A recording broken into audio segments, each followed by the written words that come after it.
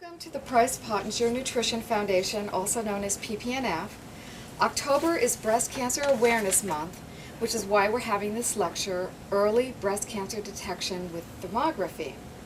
We have two speakers this evening, Dr. George Chapman and Dr. Claire O'Neill. Dr. Chapman has been a creative force and pioneer in thermographic history.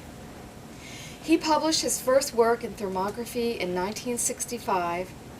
In 1978, he and Barbara Britt developed the Clinical Thermography Associates Laboratory, which has been the source for over 200 lab studies, 14 textbooks, and over 40 articles. In addition, they have performed over 300,000 studies in thermography.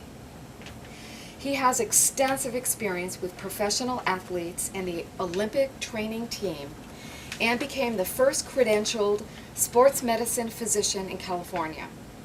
He has a private practice in San Diego, where much of the medical thermography was developed. He's a member and longtime supporter of Price Pottinger. Dr. O'Neill came to thermography with a special interest in breast analysis to enhance the value of her practice with women's health and pregnancy. She'll be carrying forward clinical thermographic analysis with integrity, based on Dr. Chapman's methods. She's in practice with Dr. Glenn Felice Chiropractic Association and Wellness Center in Los Angeles, California.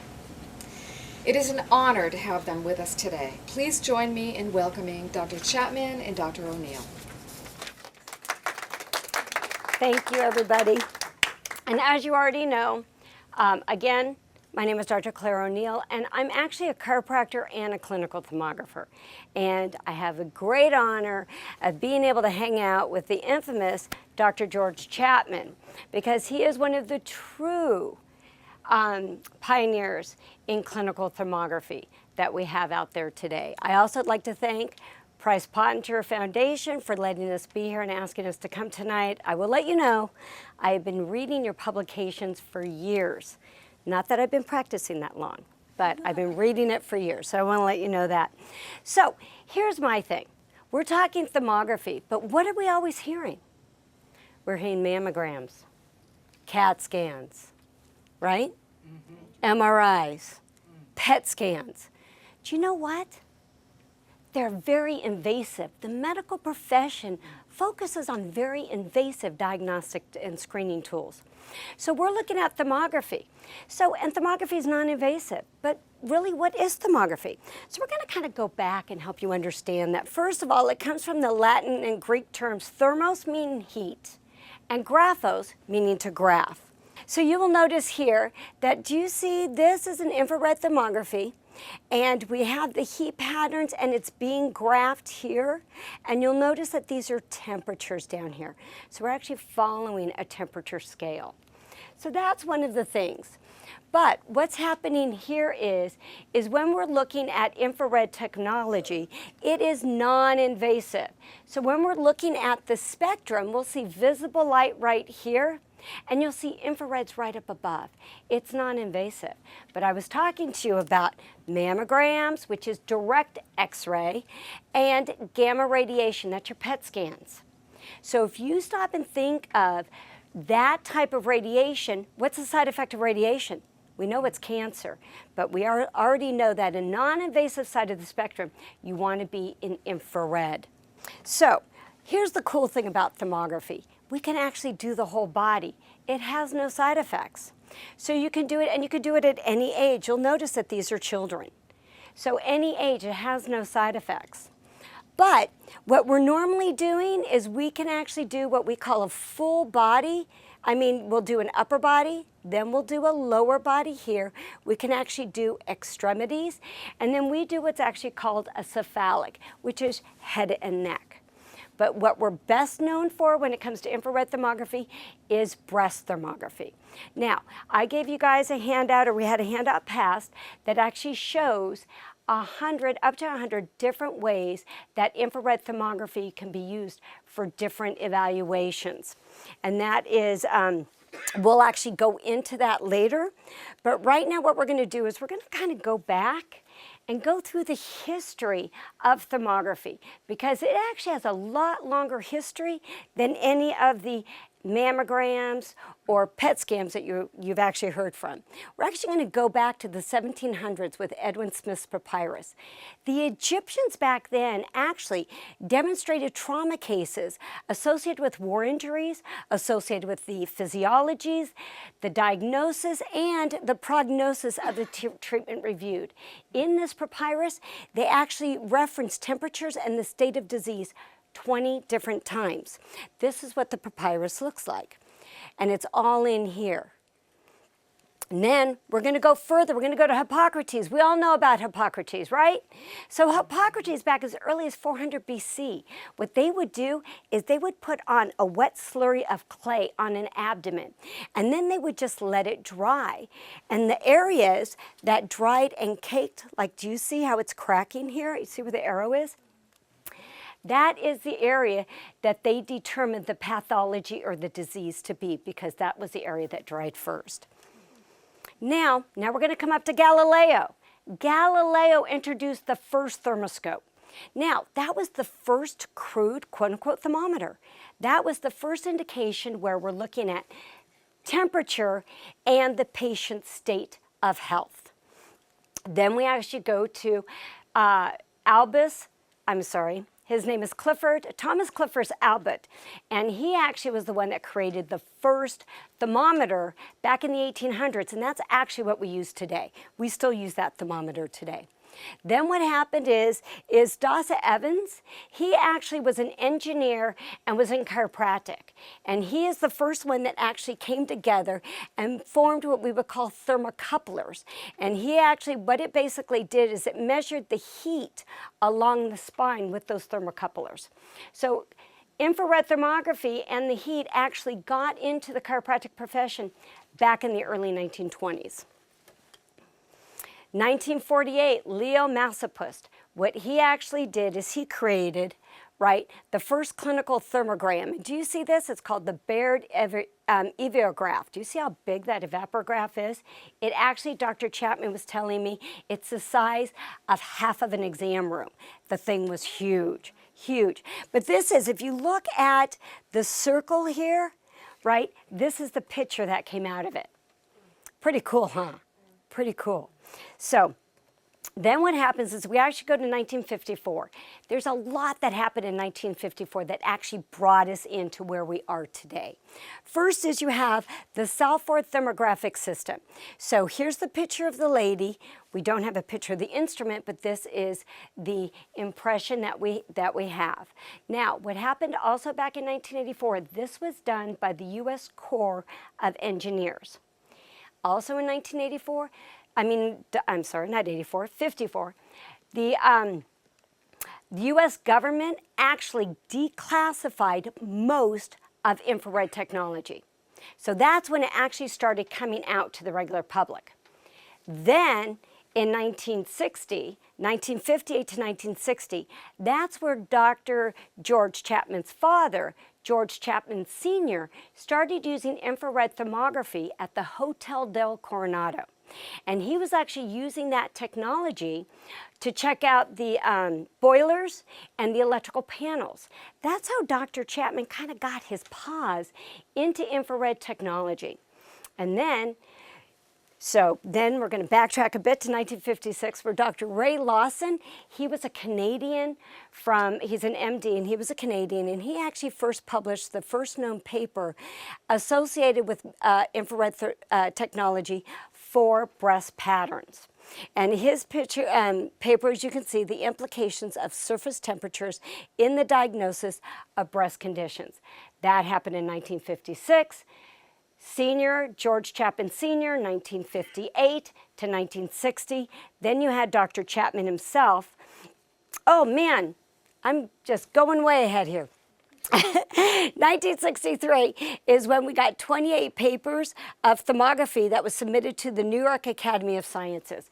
So that's when it really started getting big in the medical. So first we had Dr. Lawson, the Canadian. Then we had it actually coming to the New York Academy of Sciences. And then Now we're going to have Dr. George Chapman. I just keep wanting to go to you, sir, because I love you so much. But Dr. George Chapman actually published his first work, just like Ms. Joan had said, on the dental applications of thermography. That was his temporomandibular joint dysfunction along with thermal imaging. And that's where he really got started with all the infrared technology. Now you know why he is a pioneer. Then we go to 1972. In 1972, the Department of Health, Education, and Welfare, I want to let you know, they were established before the FDA. So the Department of Health, Education, and Welfare are actually much more important than the FDA. And their director, Dr. Thomas Tierney, said, thermography was beyond experimental and in 4 following areas. If you notice, first was the evaluation of the female breast. Second, vascular analysis. Third, extracranial evaluations. Fourth, neuromusculoskeletal analysis. So then what happens is in 1982, then we start getting, as you can see, with the FlexiTherm Mark IV, this is really where it's actually separating medical infrared thermography from industrial use, because during this entire time, infrared thermography was very big in industrial. But now what we have is we have more of the medical, and then we separate ourselves from the industrial use. Now, in 1982, the FDA came in and said, yep, thermography is approved in now 6 areas, not just 4.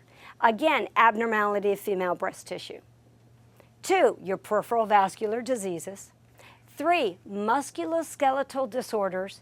And here is your extracranial cerebral vascularity diseases. But they're adding 2 more. Abnormalities of the thyroid gland and various neoplastic and inflammatory conditions. But if you notice, if you see we have a little asterisk here, that's because mammography was approved the same year. So mammograms came in the same year. Now we're bringing it up to today's technology. Today's technology is we're now at digital infrared thermography. This is what is so cool because the camera and the computers now communicate as one, and it helps us amazingly. So all of this stuff, you've now seen the history of infrared thermography, but what we have to do is we have to get some facts now. And these facts are not good facts. Today, breast cancer is the #1 killer of young women from the ages of 35 to 44. That's the American Cancer Society. Why? I call it the medical money machine, okay? Because did you know that breast cancer is a $6 billion a year donation industry?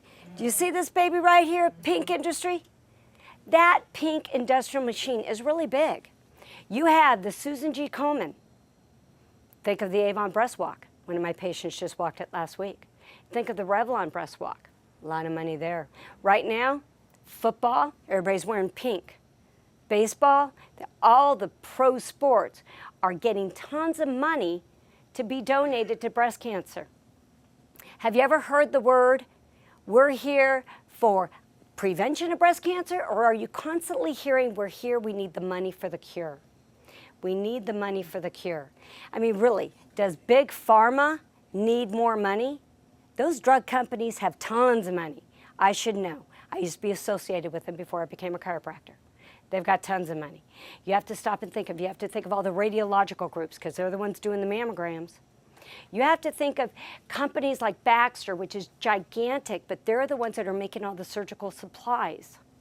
There is tons and tons of money. $6 billion donated a year. That's donated. That's a lot of money. Do you really think they want to cure it? Now, we're always told, mammograms, mammograms, mammograms, go get your mammograms. But do mammograms actually really save lives? I don't think so. The Nordic Cochrane Center, an international network of independent researchers, says 0.05% of people actually survive thanks to a mammogram. That's it. Southampton University, another research university that says mammograms actually increase exposure to harmful radiation. We know it's direct radiation. They also say that the false positives are up to 40%. Now, mammograms are a screening tool, just like infrared thermography. If I have to then find that out, then I have to go get a biopsy. The usual time between a mammogram and the biopsy is 3 to 6 months. And the biopsy is what's going to give me a correct diagnosis if it's cancer or not. Do you know what us women have gone through in those 3 to 6 months? A heck of a lot of worry and a heck of a lot of stress. What does stress do? I don't know, make the cancer worse.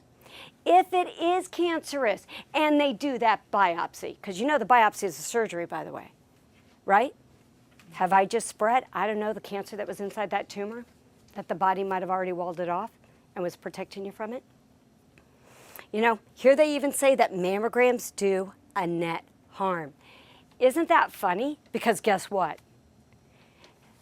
The device that was created to detect and protect us from breast cancer causes breast cancer.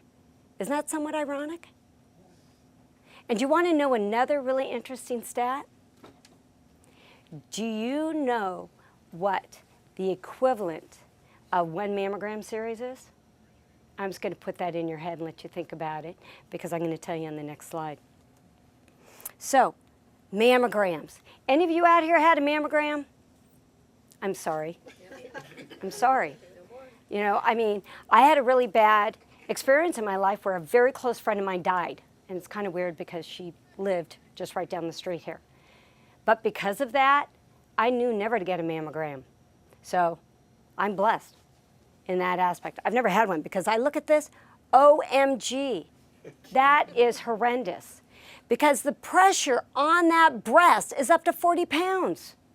What happens to that sensitive tissue? Is it going to get damaged? And if I have a tumor, could it rupture my tumor anyway? Wow. And spread the cancer? What happens if I have breast implants? Wow. Is that going to burst those implants? That doesn't look too good to me. And direct radiation? Really? And they ask us to do that? I have a patient of mine, she calls it the medieval torture machine. That's how bad it is, because you know what? It's not coming out in comics. It's coming out in comics. Yes, I did have my mammogram today. Why did you ask? You know that's how illogical this thing is. And then I agree, because I'm in the healthcare field, if I ran it, I would have the mammogram. I would have the mammogram, because I guarantee you it was not a female who created the mammogram. It's definitely a man. So now we're looking at the real dangers of mammography. Dr. John Gottman, MD, PhD, Professor Emeritus at UC Berkeley, Nobel Prize winner. He estimates that over half of our breast cancers are associated with radiation. And do you see that big red line that talks about that radiation is cumulative? Now, I was just talking to you that they want you to have your mammograms annually, right? And I said, ooh, I wonder how much radiation is. One series of a mammogram, that's just your one series. It's equivalent to 1,000 chest x-rays. 1,000 chest x-rays. Is that nuts? And we're out there doing this every year? And you're getting letters telling you to do it every year? I don't know. There's got to be a lot of money in this one because it's not making sense to me. So what are we women to do? What are we supposed to do? We definitely know that mammograms, there's a big risk there. There's a big risk. But is there anything out there that actually is accurate and that we can trust, that actually can help us in this? Well, there is. It is thermography. It's infrared thermography. First of all, look at that whole scan. Look at that breast. Who in their right mind is going to do that? So if you want to look at common sense, which us women naturally have, yeah, we're not falling for that. We don't do that just because we think it's a good idea. We do it because we're told to do it. We're not out being told what we should be. We're being, shamed into doing it. You're 100%. You're 100%. Now, here's the thing. I'm here and I'm going to debunk some of the myths that you might have heard of thermography because I have people asking all the time, excuse me, why haven't I heard of thermography? If thermography is so great, why haven't I heard about it?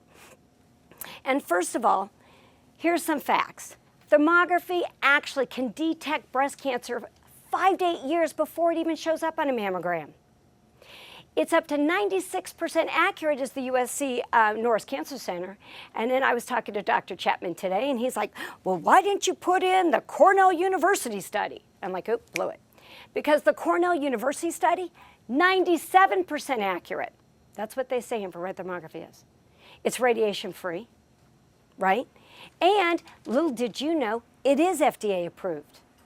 It's FDA approved. So why isn't the FDA out there telling us about that? And here's the important thing about thermography that we're not thinking of, is if you go back, do you see how it scans the whole chest and breast region? Where here, we're only getting the fleshy part of the breast tissue itself. So when I'm looking at a thermogram, what I want you to see is when it's done correctly. Okay, we're going to go into that because many thermograms are not done correctly. But when it's done correctly, our goal is to see the whole chest region and the fleshy part of the breast. Well, do you know what's pretty interesting? You see the mammogram right here. Here's a mammogram and here's a mammogram. Only that area, do you know how much cancer is actually found in the fleshy part of the breast? 30%. That's it. 30%. 70% of breast cancers are actually found up here in the upper outer quadrants. How sad is that? I kind of think of Angelina Jolie. She cut off both of her boobs for 30% of her fear. It doesn't make sense to me. Does not make sense to me. But something else that's actually really important is with thermography, do you see this breast? Do you see how it's kind of all lumpy and I shouldn't say, excuse me, not thermography, mammography. Do you see how it's all lumpy and all scar tissue in there? That's what we call a dense breast. Over here is what would be, quote unquote, a normal breast. First of all, 40% of people, of women, have breast dense tissue. Did you know that you have more dense breast tissue the younger you are, and it kind of thins out as we get older? And some of us that are in that older range can follow up and say, yeah, gravity has something to do with it. But when I'm looking at that, there's a law in the state of California that came in June of 2013. And it's SB 1328 or 1528. And it says that if you have dense breast tissue, right, mammograms are inconclusive. So what's supposed to be happening is you're supposed to be getting letters from your OBs, letter from your MDs, and your mammographers, and they're supposed to say, you know what, I'm sorry, get your mammogram, but it's inconclusive. You actually have to go get another screening device, such as infrared thermography. Have any of you ladies heard that? Have any of the MDs told you that?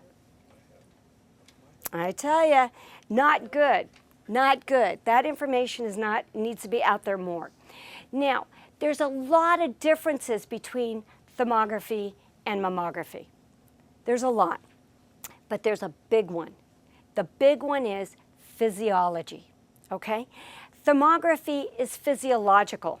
I'm looking for cellular changes that actually create different heat patterns, different signatures, and different vascular patterns. Cancer cells, they feed themselves. They create their own angiogenesis, and that's one of the things we're looking at. We're actually looking at hormone imbalance. We're looking at cystic and fibrocystic breasts. We can see that. It is so cool. But you know what a mammogram does? You kind of have to wait a while for a mammogram to actually show something. So usually you're negative breast cancer, negative breast cancer, negative breast cancer. Oh my God, you got breast cancer. Well, excuse me, I've been doing mammograms for 15 years. Why didn't you catch it 15 years ago? Because you know what? That tumor, it's anatomical. When you're looking at mammography, ultrasound, MRIs, and self-breast exams, we have to have the tumor. We have to have the mass. That mass needs to be 1 to 2 centimeters before it can be detected on any of these forms of diagnostic tools. But guess what? You still don't know if it's benign or if it's malignant. So, breast cancer, we know, is primarily a 15-year disease. It's your choice as to what type of detection. Do you want to catch it at the cellular level, or do you want to wait until it's much bigger? And we also know that the earlier you catch cancer, the better your survival rate. Do I want to wait until I'm 8 years into a 15-year disease, or do I actually want to see it at year 1, where I know my body and the choices of the foods I eat and the things that I choose in my environment, is what we call epigenetics. That's how I'm going to help my body fight that cancer until it's too late. That's why we say, peace of mind through safe and early detection. So, how does thermography work? Well, you know what? It's actually about temperature differences and vascular patterns. There's more to it than what the average person thinks. So, now, when we're looking at, I'm going to backtrack here, I apologize. I've been actually very blessed because I've been working side by side with Dr. George Chapman. And Dr. George Chapman has been working in thermography for umpteen years, back to 1965. And if you actually think about it, he was hanging out with his dad back in 1958 and 1960. And what was really cool is he actually collaborated with another doctor, Dr. Michael Guthrie. He actually was in the University of Louis Pasteur in Europe, and Dr. William Hobbins, right? And Dr. William Hobbins had a breast cancer clinic in Wisconsin. And those 3 doctors actually did a lot of collaborating over the 1970s and the 1980s. But you know what's really important about this? Is we have to realize that things need to be done specifically and correctly. Dr. Chapman has taught me that you cannot alter certain protocols. These protocols are what, as Ms. Joan had mentioned, he has been doing this for 50 years. So these protocols have proven to be what is the most consistent to make sure that the readings are the best readings.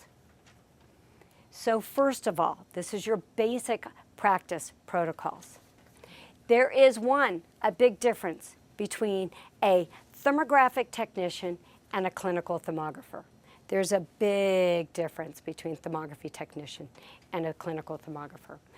I was just reading today of somebody who actually calls herself a clinical thermographer, but actually she's a technician. So to be a clinical thermographer in the state of California, you either have to be a chiropractor, a DC, you can be an MD, or you can be a DO if you're going to be reading these thermograms. So you have to make sure that the person reading these therms are actually, that their malpractice covers it.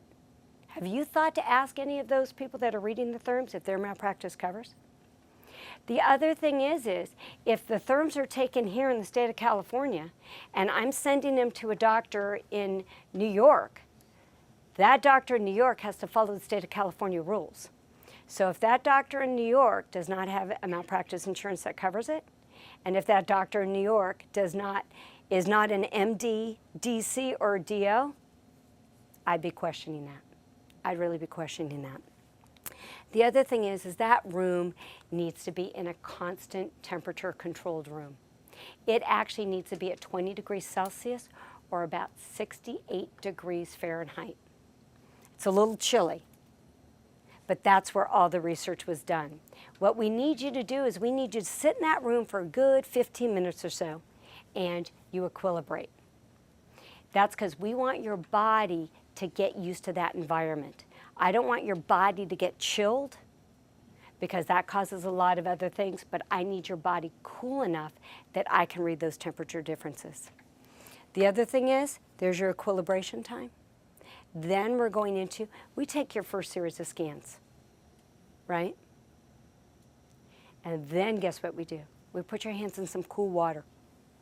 And we have your hands in the cool water for about a minute, right? That's what we call a stress study. You need to stress. all the research is done under stress study conditions, because the other research that showed when there is no stress study done, you have a lot of false negatives and false positives. So you don't want that. Our job is to get rid of that as much as possible. So after I take the hands out of the cool water, that's when I retake those scans. Did you know those are the scans that are the most important to me? So what am I looking for?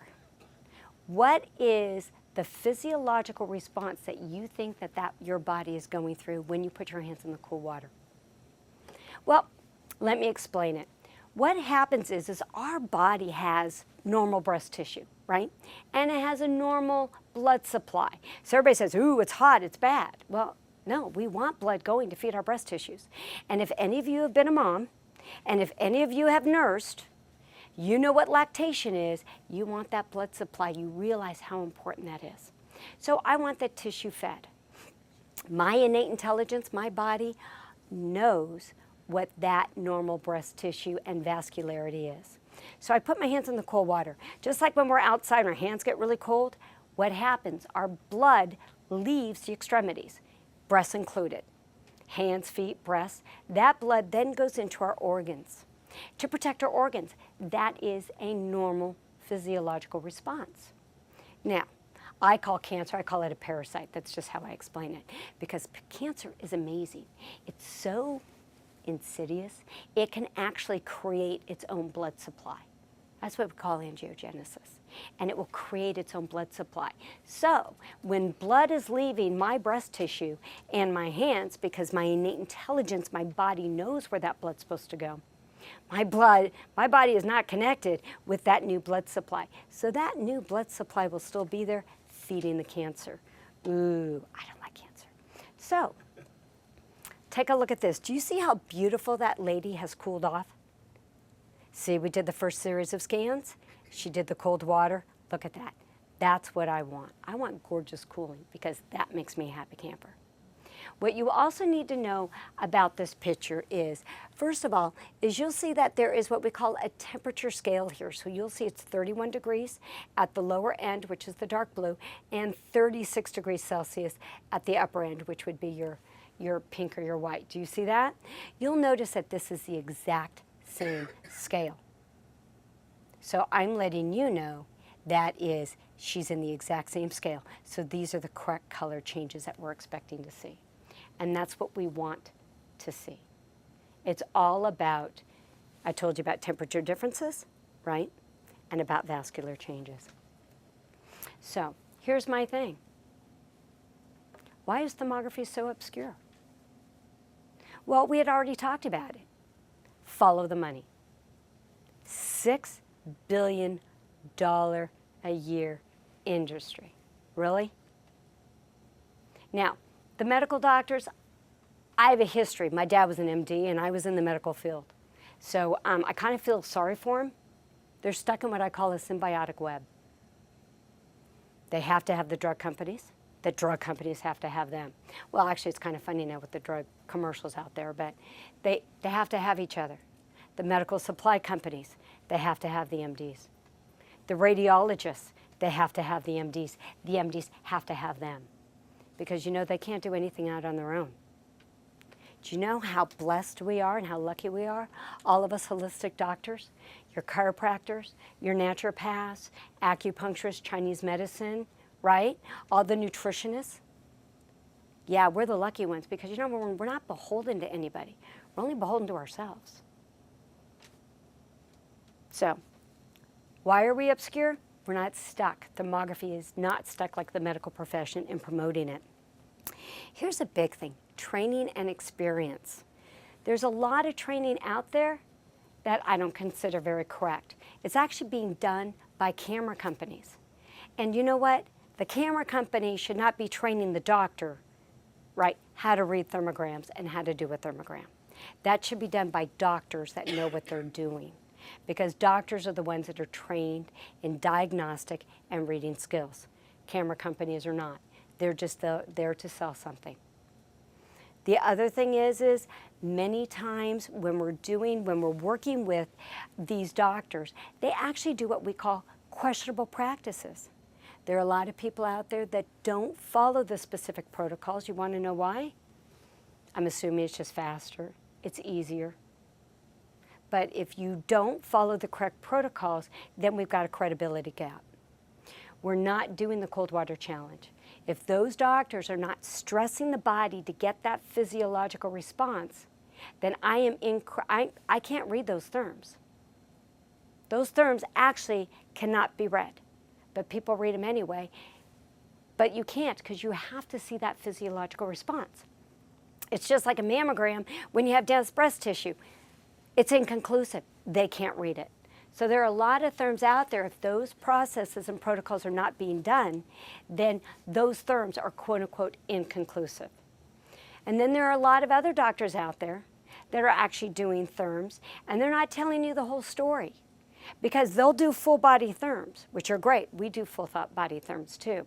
But they're not letting you know that there's a lot of that deeper stuff internally that you can actually alter. I'm just going to take you back. Do you see how these temperature colors are different, but the temperatures are the same? What they will do is they will alter the colors and make it look a lot hotter.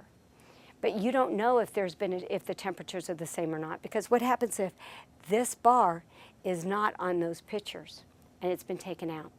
So I hate to say it, but you have a lot of doctors doing things that are not to the best of their ability for whatever reason. Either they're selling product, they're trying to promote something. But just like in all fields, you have great people and you have not so great people. So when you're choosing somebody who's doing, a good thermographer for you, make sure you're hanging out with people that's great people. So we're going to make sure you know the specificities of those. And then for some weird reason, the FDA doesn't like us. Well, you know what? Come on. Are we paying any money to the FDA and the heads of the FDA? Because the FDA is all head by MDs and GE and Siemens and some of those companies that happen to, run a lot of these things. So there's a lot going on when it comes to breasts, and when we're looking at it with breast analysis, it's actually very unique. Breast analysis is very unique. The big thing that we're looking at when it comes to breasts is we actually want symmetry. Symmetry means we want each breast to look a lot like the other breast. That's our goal. So one good thing is we've got the two breasts for comparisons, right next to each other. Do I have that in a mammogram? Nope, you don't. The other thing is we want it's the exterior, out of the body cavity. So these temperatures are easier for us to follow than the temperatures that are deep inside in the organs. So breast analysis is actually easier on infrared thermography. Very responsive to the environment. So because it's very responsive to the environment, we have to do a lot of specific protocols before you're actually allowed to get a therm. So in our office, we have, preparation instructions.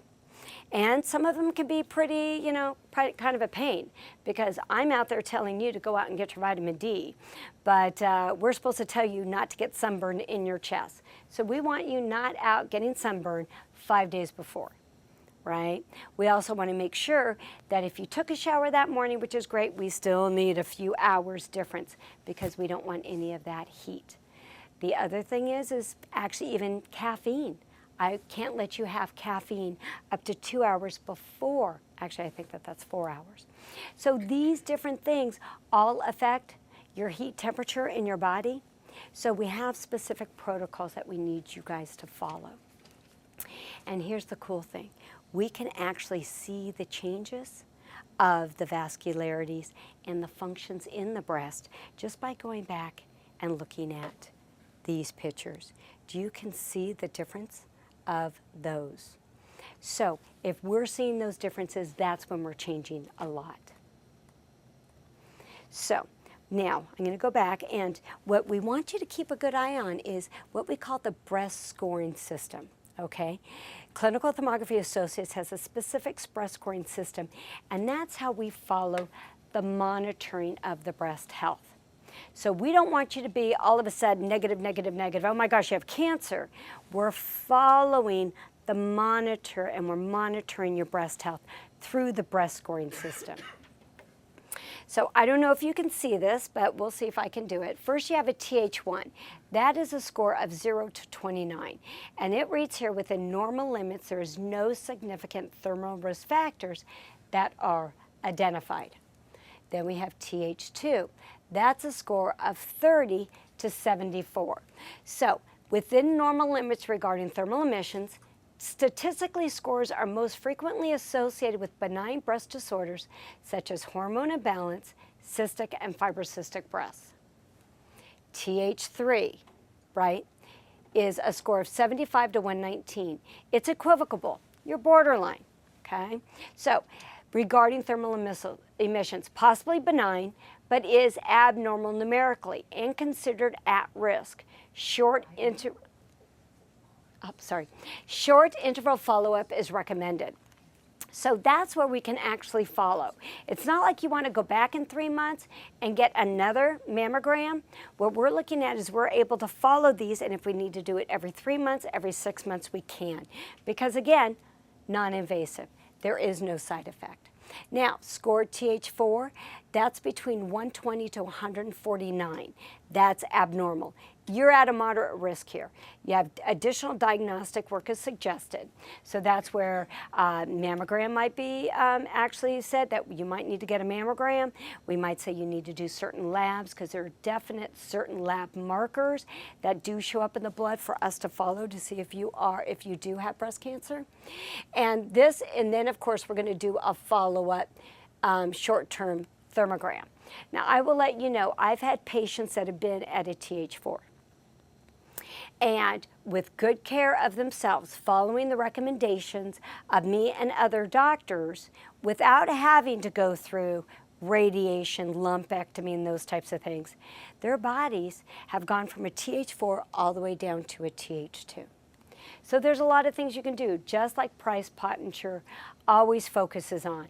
They're focusing on healthy eating, healthy environments. All you have to do is read their publications. You will learn so much to what you can do for your own health, which is helping your immune system take care of and fight those abnormal cells. Because remember, cancer is just an abnormal cell. Your body and immune system has been fighting it since you were born. We have a score of TH5, that's at 150, okay? And it's 150 or greater, and that's severely abnormal regarding thermal emissions. So if we're looking at above 150, that demonstrates a very high risk. And that's where we're definitely saying you need to get additional testing so we know. So you'll see, and again, we can do a follow-up therm because therms are non-invasive. We're not going to have any problems. So it's a great way to also, if you've already been diagnosed or if you have a friend that's already been diagnosed with breast cancer, it's a great way for us to follow it with infrared thermography how your treatment protocols are working, whatever type of treatment protocol you choose. And you will also see down here, you'll see the TH1, TH2, TH3, and these will let you know, it's kind of a graph to let you know the type of problems that could be happening to your breast in this area. And did you know that 90% of breast condition is not breast cancer? I know I'm talking breast cancer, and I know it's scary, but 90% of breast conditions are non-cancerous. So you may have mastitis, right? And you may have just regular mastitis. I had a patient came in that actually was diagnosed with just regular mastitis. And you want to know the funny thing is? She was no longer lactating. Okay? You still can have those types of conditions that you want to look at. And this is something that I think is very important, is infrared thermography. We're not here to sell fear. It's kind of the mammogram. That's their job. Their job is just self-fear. My job is to let you know, don't be afraid. Take power in the knowledge that, yeah, I'm a TH2. Don't be afraid. Or if I am a TH4, I got some work to do, but I definitely can help myself.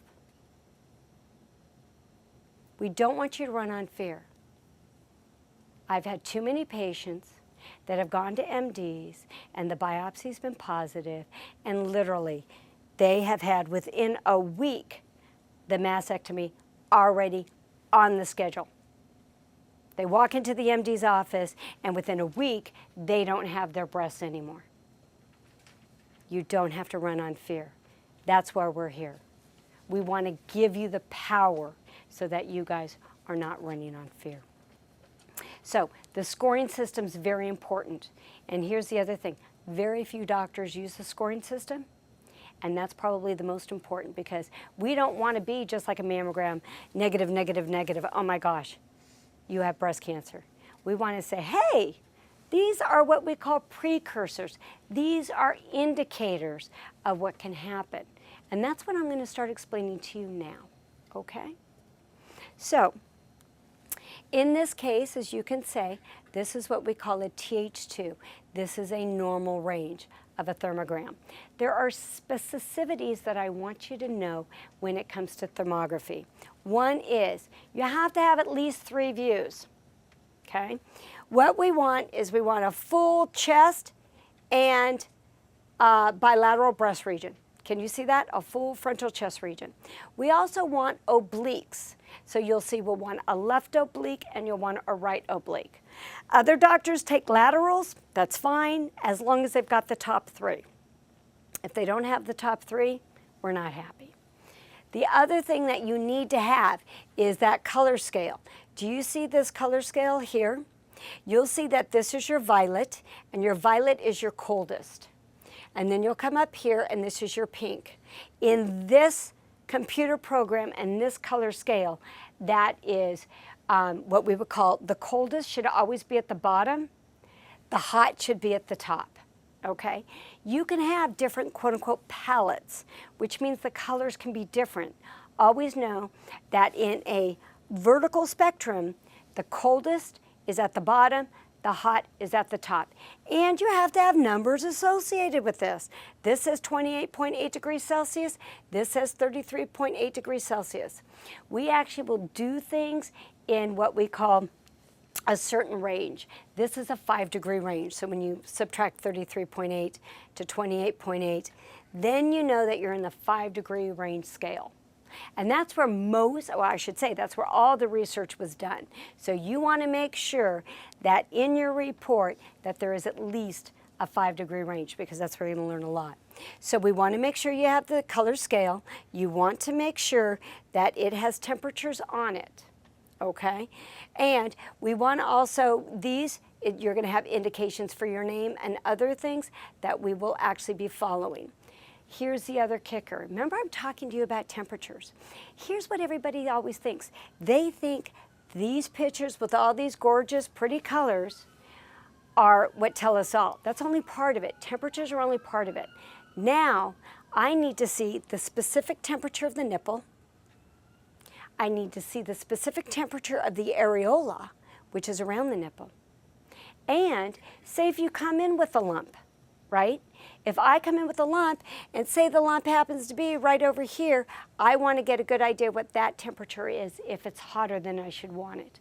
So that's how we need to follow. Plus, you want an average temperature of the whole breast, right? So those are the important things. So you're on your report, you need to be looking for those temperatures. And I will explain that in a bit. So, remember I was saying that we definitely wanted to have these colors? These colors are what we call the rainbow. But over here is what we call the grayscale. And I've been talking to you about temperatures, but I've also been talking to you about vascularities. Vascularity is also very important. So when I'm looking at here, you will see those squiggly lines going down there and squiggly lines going around there. Well, those are vascular patterns. Can you see them much over here? No. You need to make sure that you're also getting the grayscales so I can be reading those vascular patterns. Because one, we have the normal, right? But we can also have the vascular patterns that could be associated with when you've done the cool water challenge, will let us know if there's any indications of cancer. So in this lady's case, she's what we had said a Th2, she's a normal range. And we do have your CTA scoring right here. The left breast, Th2, the score was 55. See where it says 25 points curvilinear thermovascular pattern? It crosses the breast. That's this area, okay?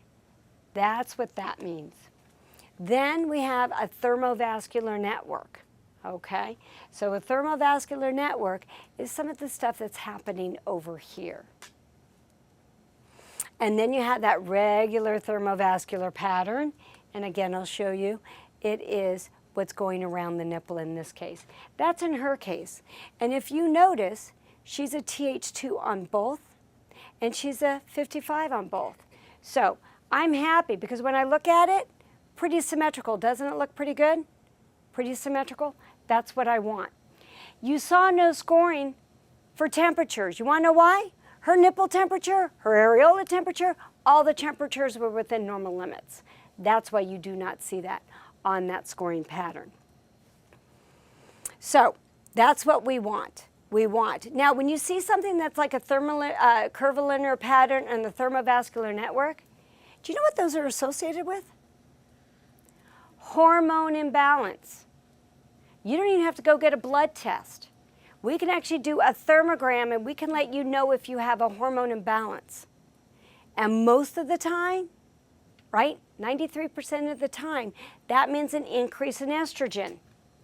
And if you've been associated with Price-Pottinger, which I'm sure you guys have been, you already know we don't like too much estrogen. We actually want more progesterone. So usually it's too much estrogen and too low progesterone. We actually want everything to be balanced out. And I'll go into that and I'll explain that more down the road. But those are some of the patterns to let us know what's happening in your breast tissue. Now, in this case, you will see that again, she has some of the same indicators, and you'll see this area is very dark, right? Well, if I don't have much dark to it, that means I don't have as much blood supply to it. So that's actually better because when I don't have as much dark in there, when I have more dark, then chances of cancer have decreased because we don't have as much of the vascularity going to it. So then we start thinking of cystic and fibrocystic. Does that make sense? Now, in this lady's case, she's a Th4. This is what we call a very abnormal range. But it's not the worst, right? Remember, I've had patients that were Th4s that have gone all the way down to Th2s. So in this lady's case, right, the dark blue is more of what we want, right? And she's got a lot of yellow and green up here. So it's right in this area. Do you see that? So when I'm looking at those temperatures, that lets me know she's in an abnormal range. Now, in her case, this was her right breast, and she was a score of 140. The biggest indicator on this one, her nipple temperature difference was 2.6 degrees Celsius.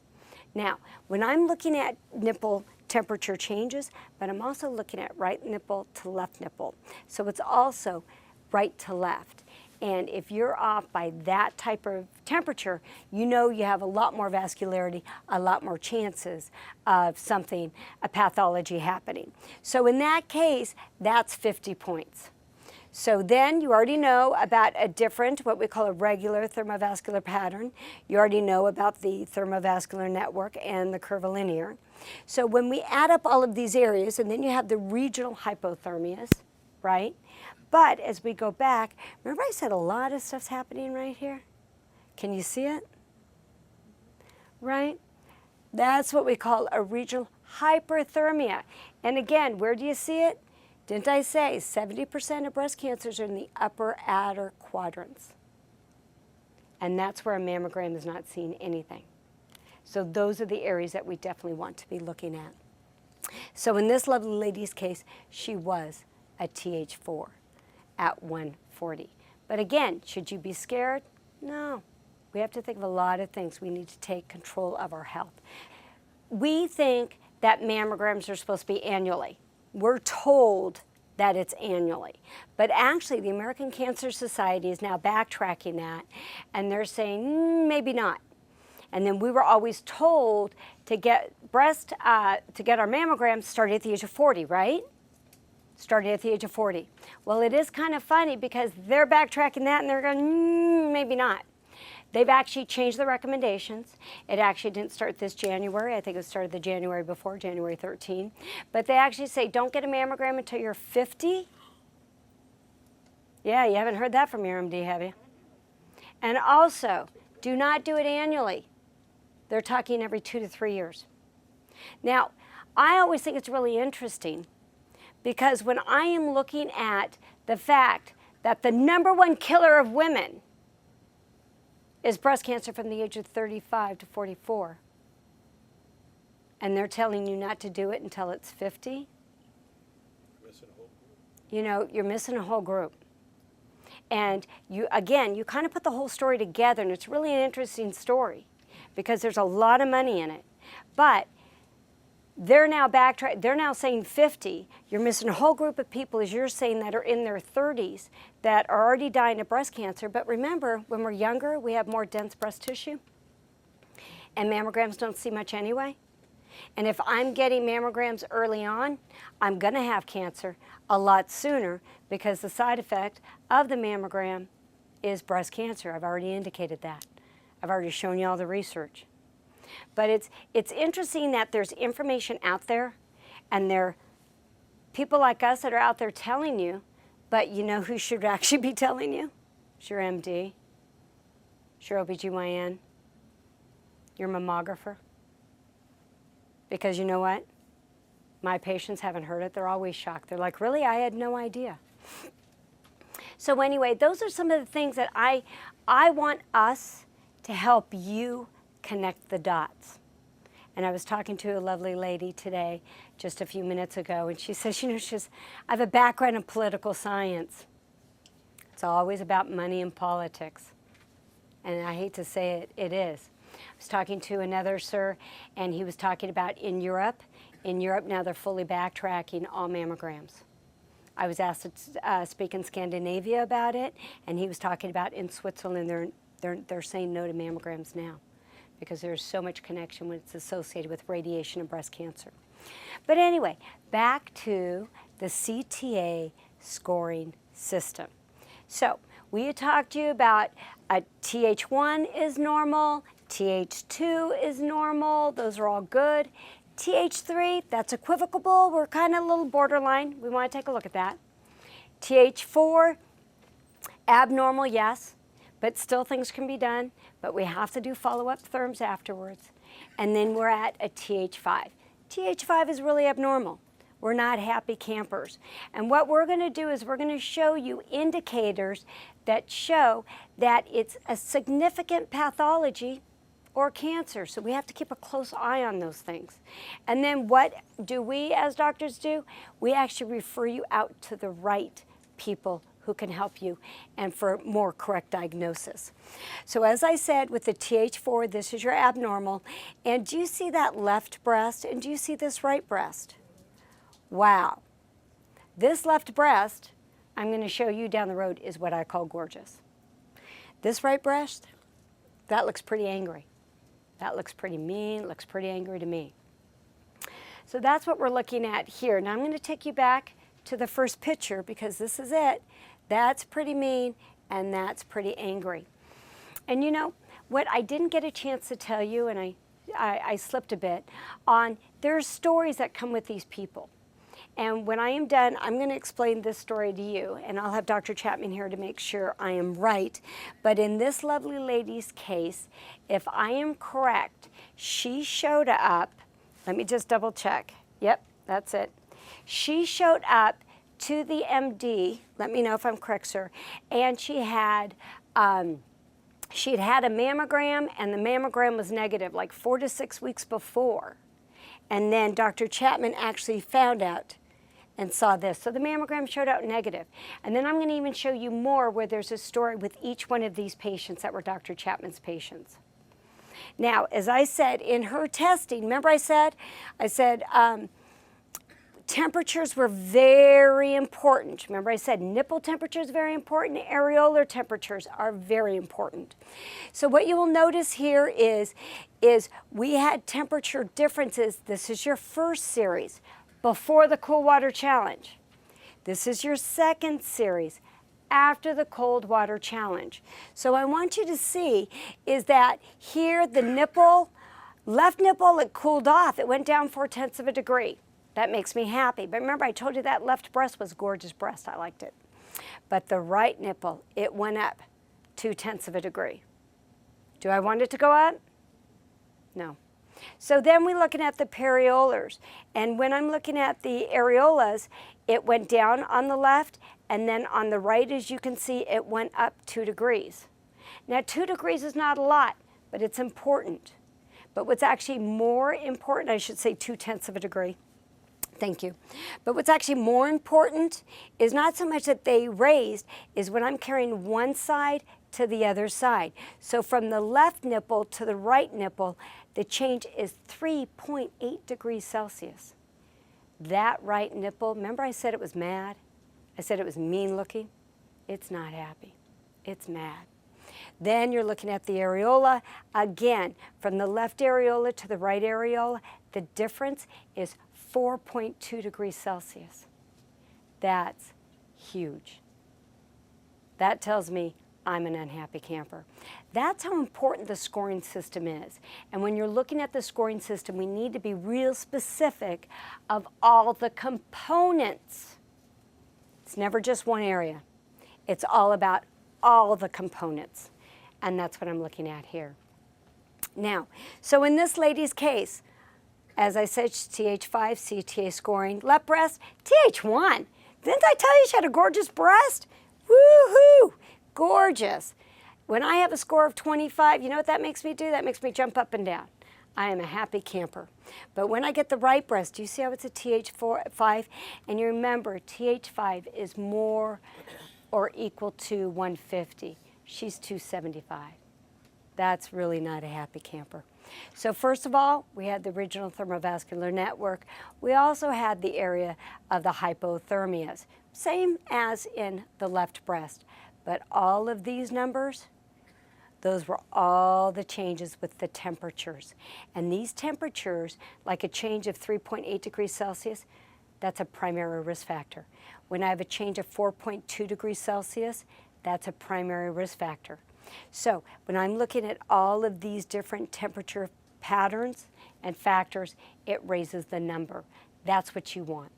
You want it scored so you understand. So then when I'm following it, it's not like, oops, breast cancer's gone.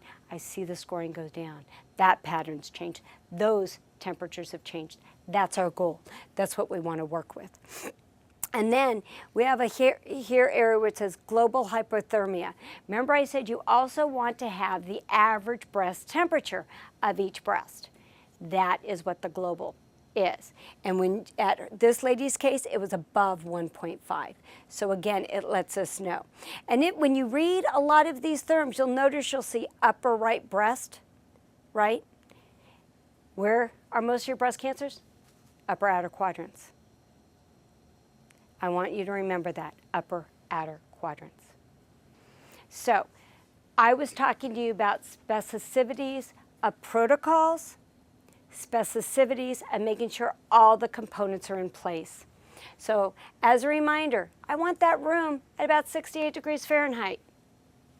And that room has to be that 68 Fahrenheit before you walk in, and it has to be able to stay that way. It cannot change more than 1 degree plus or minus. 1 degree Celsius plus or minus. And here's something else. The more people you add into the room, the more body heat you get. So take that into account because we need to make sure. So for us, we normally keep just 2 people in our room, the technician and the patient. If somebody else wants to come in, that's fine, but then we know that we have to watch the temperature even more. So there are a lot of idiosyncrasies we have to keep our eyes on. Functional testing, you will hear that term a lot. It's the same thing as any stress study. So you want to see functional testing, you want to see the term stress study. I call it the breast stress study system. Or you're going to hear autonomic challenge, and they all mean that's your cool water. Okay, we want to have that cool water challenge. So, but you want to make sure when somebody uses the term functional testing, you want to ask them, what is your functional testing? We want to see what you're doing to get that physiological response. Because you remember, it's about temperature differences and the vascular patterns. Again, the temperatures need to be recorded. I might just have a picture with a lot of pretty colors on it, but if I don't have temperatures on it, that's not telling me anything. It's inconclusive, just like your mammogram with dense breast tissue. So you want the scoring system, because with the scoring system, again, I can follow, and that's our goal. Again, we also want to have the temperature scale. It needs to be shown on every picture, because if not, Dr. Chapman will yell at us, because he gets mad at me and busts me all the time. Where is that? Is that on there? And I'm like, yes, sir. Yes, sir. Anything you want? Yes, sir. So here's the cool thing. After all of this, when it comes to infrared thermography, you can have just about anything. You can have full augmentation and breast implants in there, and it's not going to cause a problem. It's not going to damage anything. There is no touching. The camera's feet away. We do ours behind a privacy screen. Nobody can see you. Because you know what? I don't want anybody to see me. And don't take it personally, I don't want to see you guys. I just want to see your therms. So that's a very important thing. And infrared thermography can be done whether you had a mastectomy and you've had full reconstruction. My friend, what they did is they actually took fat from her belly and made an old boob. Yeah, I thought it was way cool, because you know what, you got liposuction and a boob job at the same time? That was cool. That was cool. So she still passed away. We won't go into that, but it is any type of those scenarios, infrared thermography is great, okay? So as you can see here, this is the implant, but do you see here, that's your breast tissue, and there's your nipple. See the breast tissue? See all that gorgeous pattern? I love that, because you know what that's telling me? Lactiferous ducts, blood supply, happy boobs. That's what I want. So in this case, here you can see this lady, right, augmentation, she has full augmentation done. Do you see how I can still read all the color changes? I can take the nipple temperatures, I can do everything. And if I'm looking for vascularities, I can do the same. Same lady, she has augmentation, I can still read all those vascularities, all that great blood supply. So again, is blood bad for the boobs? No. Don't think it's a negative, it's actually a positive. That's what we want. So here's the cool thing that thermography does. Again, it shows hypermetabolism, right? Increased heat. We want to watch that. It shows hypervascularization. That means we got a lot of blood supply going there, whether I want it or not. And it also shows the thermoregulatory dysfunction. And what was really interesting, bless you by the way, is I was talking to Dr. Chapman over the history, because he and I have been doing a lot of work on the history. We're forming a whole new society and all of this great stuff. And he was talking about Dr. Ray Lawson. He's the Canadian, he's the MD that actually showed up with the first paper on infrared thermography and breast vascular patterns. He said, you know what? He was talking about hypermetabolism and vascularization. But it was Dr. Chapman's research with the stress study and that cool water. That's where you get into the thermoregulatory dysfunction. So if my body does not respond correctly to that cold water challenge or that stress study, that is your thermoregulatory dysfunction. Does that make sense? That's what he's talking about. So this is hypermetabolism. Okay, see this lovely lady? Now, the story goes in this lovely lady's case is she, make sure I say this, I do this one correctly, sir. She came in, she had gone to her MD with severe breast pain. And the MD says, okay, we're gonna do an MRI. And they did a full MRI and a full lab workup and everything at Scripps Institute, right down here. And Scripps says, oh, everything's good. And they send her home. She showed up in Dr. Chapman's office like within 4 to 6 weeks of being, quote unquote, said she was 100% fine, right? And that's what you see. That's not a happy camper. That's hypermetabolism. Do you see it from this breast to this breast? Again, I love everything looking the same. That makes me an unhappy camper. Oops, sorry. Now, in this case, we're looking at hypervascularization. So you can see this breast. There's a breast right here, but it's pretty plain. Not much is happening over there. So in her case, you can see that we have a lot more blood supply, more than we would normally have. That's what we're calling hypervascularization. We actually have a specific scoring Dr. Chapman has for if there's 25% more vascularization in an area, that's actually 40 points. So he lets us, this is how we know what we're following and what we're doing. So, thermoregulatory response. Remember, that's when I like the cold water challenge. Now this is called inflammatory breast cancer. Inflammatory breast cancer has a lot of indicators to it, and it's pretty scary because in this lady's case, she was another one that had an MRI, if I'm correct, sir, and the MRI was negative, showed up to see Dr. Chapman, and literally within 4 to 6 weeks after the negative MRI, Dr. Chapman saw this and said, oh my gosh, we got a problem. 3 tumors. 3 tumors. And that MRI, negative. Okay, another inflammatory breast. This lovely lady, if I am correct, she also had negative MRI and a negative mammogram, and showed up to Dr. Chapman. Again, they're always doing within 4 to 6 weeks because the women know.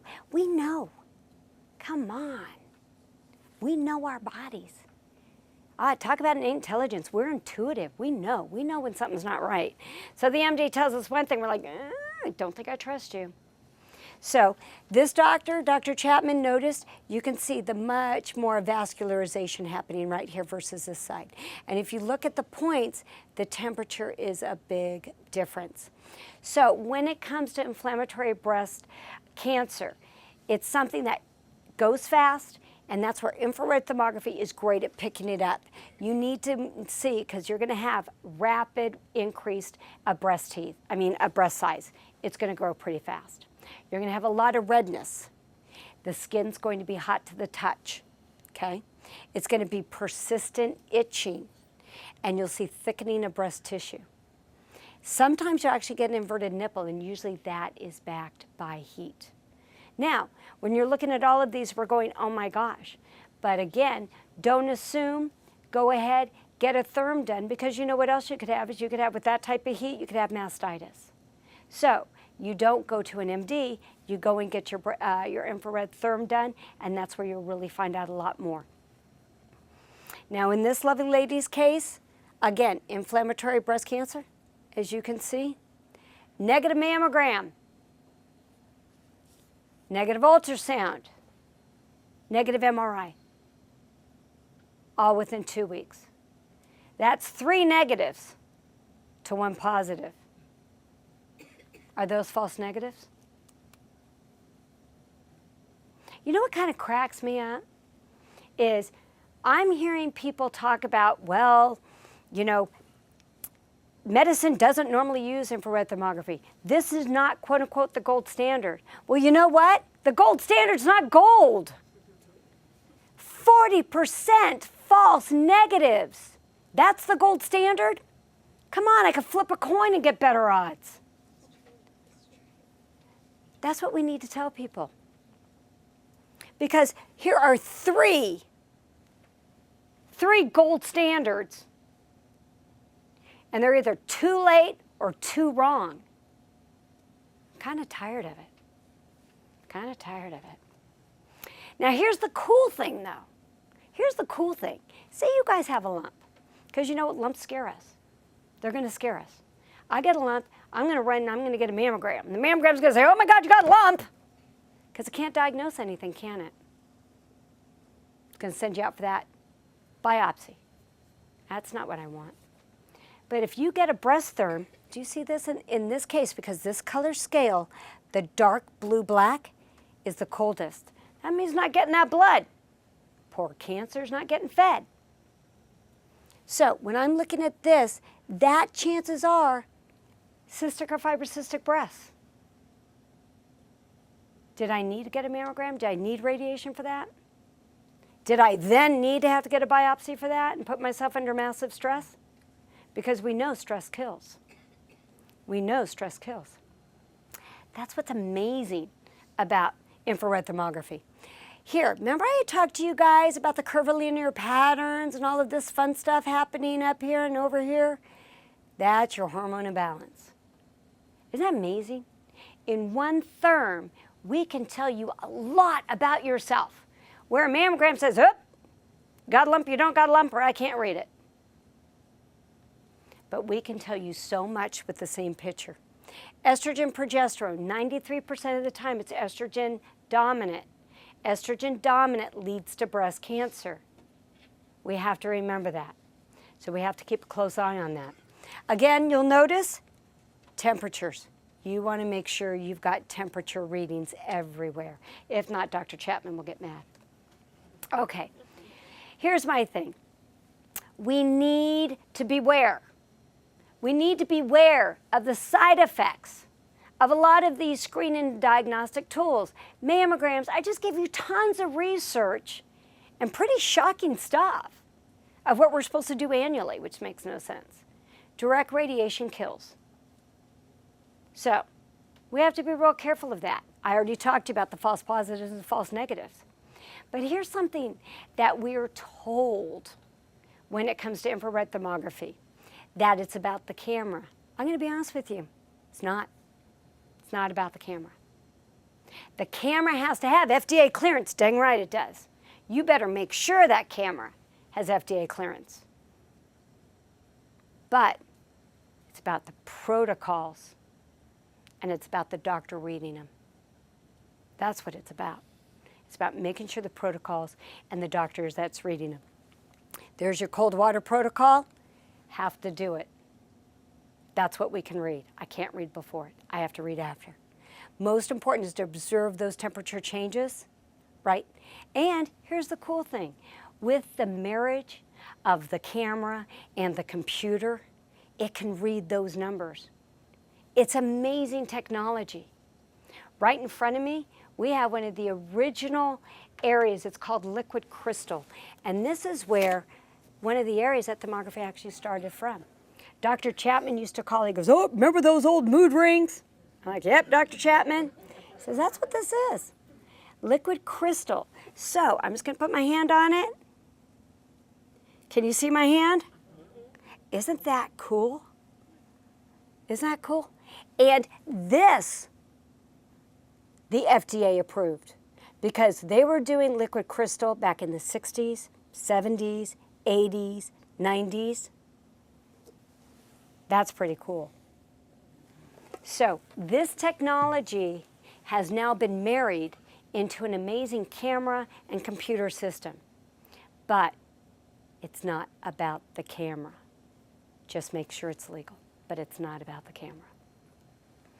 Again, training, regulations, that's what's most important. Because if the camera people are doing the training, they're also doing the selling. And again, follow the money. It's kind of where it all goes. Here's the sad thing. Regulations are not enforced. Well, you want to know what's really funny? Regulations are not enforced in many things. And when you're looking at societies or colleges or certificates, you could have so many of these things that are falsified. So it's sad, but we're going to ask you to do the research to make sure that the people that are doing your therms have all the correct backgrounds, because you know what? You've got shysters out there everywhere. The other thing is, make sure that you have a doctor doing it, and the doctor has to be legal, has to be an MD, a DC, or a DO. That's your chiropractor, your medical doctor, or your osteopath. And as Dr. Chapman has here, numerous organizations are created. Oh my God, they create them all the time. They actually take names of organizations that Dr. Chapman started back in the 80s, and then they completely revamp that organization using his name, and actually it's incorrect. He still has a pet peeve about it. I would. So those are things that you need to make sure. We want to make sure that it's credible. You want to be in a credible organization. And those are you want to make sure those doctors are. I'm going to let you know the top critical organization Dr. Chapman and I are resurrecting from his. It's called Clinical Thermography Society International. Okay, those are the doctors on that website that are going to be critical doctors and they're actually going to be following the protocols. If not, kick them off. Okay, so that's all the bad news, right? So why are we getting breast cancer? Why is it more? It's growing really rapidly. I already told you one, because we've been having people do mammograms since the 80s. Environmental. You know, read a couple of Price Poncher, any of their newsletters or any of their publications. They talk about how our environment has changed drastically. And I consider it very scary. So we have a lot of environmental toxins that we have to think of and we have to take on. But you know, clothing is a big one. Not just the fact that we have clothes and, you know, the fire retardant in our clothes, right? Which of course is mandatory because we're not supposed to combust. And so they make us have fire retardant on our clothes. But that chemical on our skin gets absorbed and then it actually will increase the estrogen. But you know, we tend to forget something, and that's bras and tight-fitting clothes. We need to loosen up the bras. We need to take them off because we need the lymphatics flowing. We need the lymphatics flowing. I just did a talk with a lady last week, and for 40 years, she has run what's called the Wizard of Bras, and it's a place where you actually get fitted and measured correctly for bras.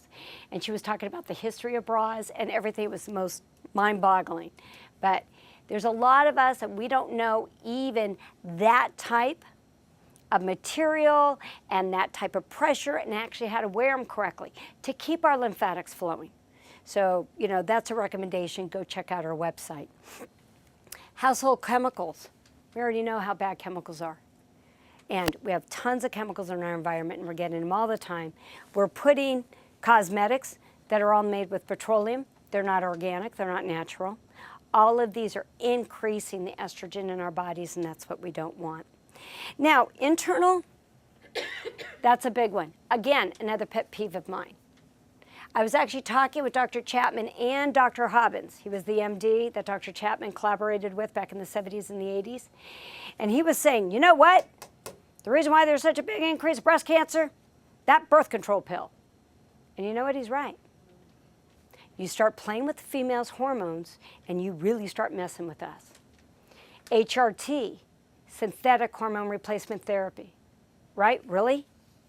We're doing that for hot flashes? Read a Price Pottinger book. I'll give you 20 other million reasons of how you can do it naturally without putting horse urine in your body. Because you know that's what Premarin is, right? It's horse urine. Is that logical? Electromagnetic pollution. Our phones. It's everywhere. But really, women, we're putting it in our breasts, in our bras? Really? Come on. Do me a favor. Get it away from you. Get it in a purse, get it away. Don't put it in your back pocket. Don't put it in your front pocket. Definitely don't put it on your dress, on your bras. Okay?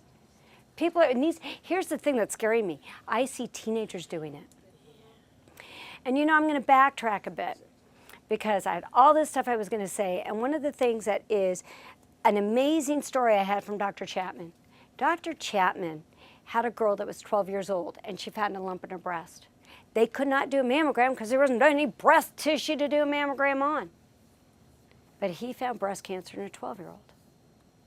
Infrared thermography can do that. But you know what? We're not respecting our bodies here, people. Get the phones off your chest. Okay, stress. We know stress. Stress is a killer. We need to de-stress. So I want all of us to do everything we can to de-stress.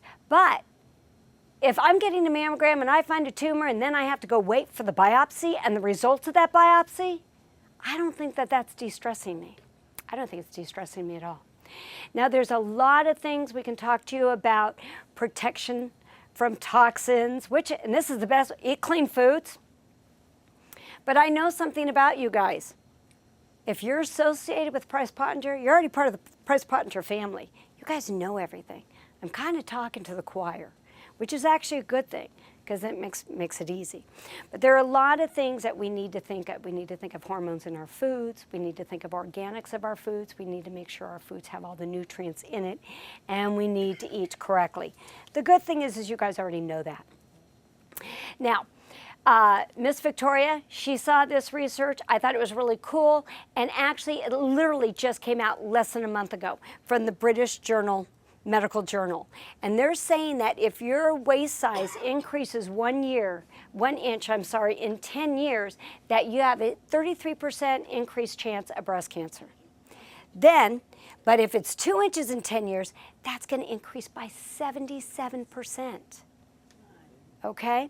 So again, we just need to start taking care of ourselves. That's the most important. We need to start taking care of ourselves. Again, and then there you go, back to de-stress. I was talking to you about going out in the sun, getting some good vitamin D. We need to breathe. There's a lot of oxygen. Oh my gosh, we need to take the time to breathe. But there's a lot of important stuff when it comes to de-stressing. And then of course, there are a lot of references, but I kind of like this because this is the fun stuff. This happens to be, you'll see Devi, the operation, this is from Operation Dumbo. Dr. Chapman did this infrared thermogram of this cute, adorable elephant because we're actually bringing the elephant to the San Diego Zoo. And he was telling me that when elephants are stressed, because we don't want them stressed, that it's all in the ear because all the blood will go to the ears. So then the ear would be very red and hot. But you see how cool the ear is?